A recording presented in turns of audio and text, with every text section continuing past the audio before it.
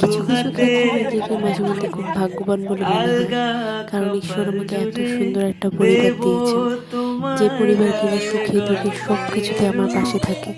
আমার ছোট্ট কোনো অনুষ্ঠান, আমার বিশেষ দিন তারা এত সুন্দর করে পালন করে, মানে এত আনন্দ করি।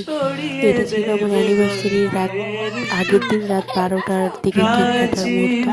আমার হাজব্যান্ড আমাকে সারপ্রাইজ দিয়েছিল, মানে কেক কাটবো সেটা আমরা জানতাম না। ও হঠাৎ করে কেক নিয়ে আসছিল। আর এর আগে আমার ভাইয়ের বউ, মানে আমার বৌদি আর আমাদের টুনটুনি আমার সাথে ভিডিও কলে কেক কেটেছিল।